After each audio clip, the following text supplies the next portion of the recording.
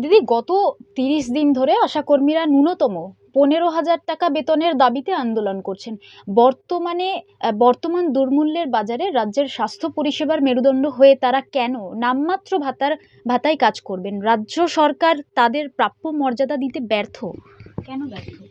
এটা সম্পূর্ণ মিথ্যে কথা। আশাকর্মীর এটা হচ্ছে কেন্দ্রীয় প্রকল্প এবং কিছু রাজনীতির বিজেপির উস্কানিতে এইসব তারা করে বেড়াচ্ছে। আশাকর্মীকে যেভাবে ৩৪ বছর সিপিএমে আমলের যে সুযোগ সুবিধে দেওয়া হয়নি, আমাদের মাননীয় মুখ্যমন্ত্রী উনি আমাদের গণতন্ত্র বাংলায় স্থাপন করে দেখিয়ে দিয়েছেন যে কিভাবে আশাকর্মীদেরও তুলে আনতে হয় প্রত্যন্ত গ্রাম থেকে এবং সেইখানেতে তাদেরও সেইভাবে জুগিয়ে যাচ্ছেন আজ অবধি। কিন্তু ওদের যে উস্কানি করছে এবং তাই নিয়ে যে এই অরাজকতা সৃষ্টি করছে এটা বেশিদিন নয়। এর যে কেন্দ্রীয় প্রকল্প সেইটা চরিতার্থ না করে এখানে চলে আসছে যে বাংলার দিকে। এখানে বোঝা যাচ্ছে যে বিজেপি কিভাবে উস্কানি দিয়ে কুৎসা করে তাদের মাধ্যমে কিছু লোককে ঢুকিয়ে আশাকর্মীদের এইভাবে দিদিকে বিচলিত করতে চাইছেন, কিন্তু সেটা সম্ভব নয়। মমতাদি হচ্ছেন তিনি জননেত্রী, তিনি সবথেকে বলতে গেলে প্রতিষ্ঠিত নেত্রী আজকে এই আমাদের ভারতবর্ষে এবং সারা পৃথিবীতে ওনাকে চেনেন।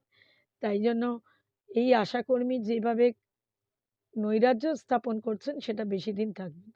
গ্রামীণ স্বাস্থ্য ব্যবস্থা কার্যত ভেঙে পড়েছে জেনেও কেন আজ পর্যন্ত আলোচনার মাধ্যমে এই সমস্যার সমাধান করা হলো না? কে বলেছে সাধারণ মানুষের স্বাস্থ্য নিয়ে এত উদাসীনতা কেন? কে বলেছে গ্রামীণ পরিষেবা ভেঙে পড়েছে? এসব মানে বাজে কথা। গ্রামীণ পরিষেবা যেখানে গ্রামীণ হাসপাতাল থেকে আরম্ভ করে যে সেন্টারগুলো আছে, হেলথ সেন্টারগুলো আছে, সবকটাই চলছে।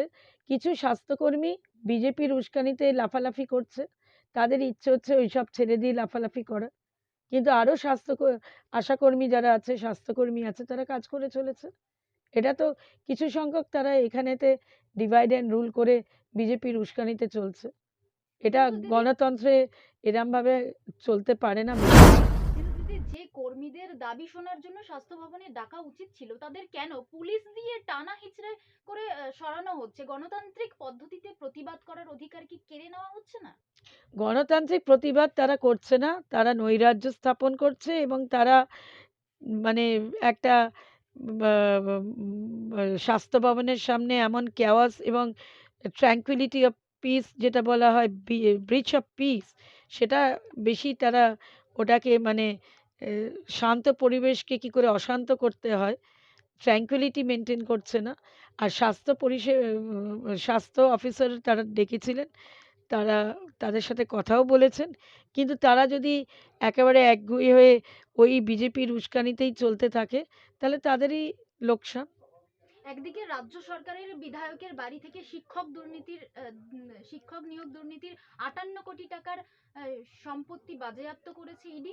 অন্যদিকে সামান্য ১৫,০০০ টাকা বেতনের দাবিতে ১ মাস ধরে রাস্তায় বসে থাকা গরিব আশা কর্মীদের বলা হচ্ছে তহবিল নেই। রাজ্য সরকারের কাছে অগ্রাধিকার কি দুর্নীতিবাজের আড়াল করা হচ্ছে নাকি পরিশ্রমী কর্মীদের ন্যায্য পাওনা মেটানো? মল্লিকা, তুমি এটা খুব ভালো করেই জানো যে আমাদের আদালত কিন্তু গণতন্ত্রের তিনটে বলতে গেলে স্তম্ভ আছে। একটা হচ্ছে আমাদের আদালত, জুডিশিয়ারি।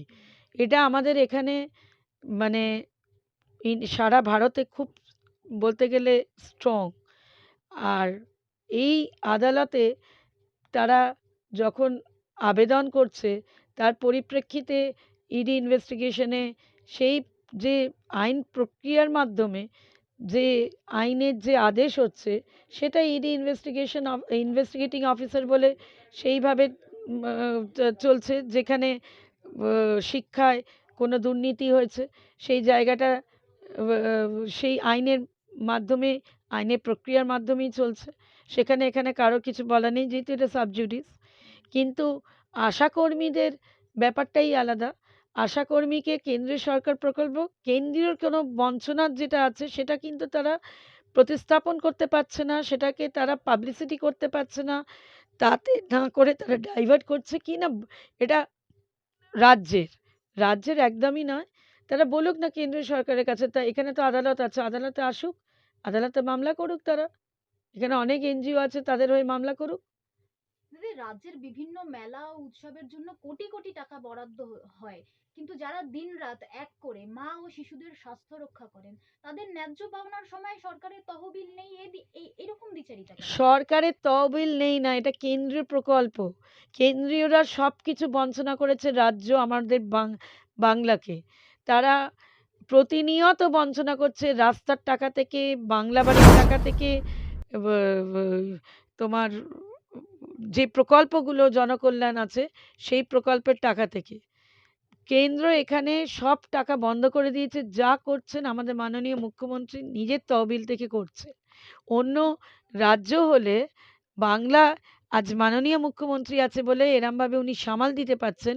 কিন্তু এবং যেভাবে উনি জনগণদের স্বার্থে যে পরিষেবাটা দিচ্ছে সেটা অন্য রাজ্যের মুখ্যমন্ত্রী হলে আজকে টোটালি স্টেট ফেলিয়ার করে দিত।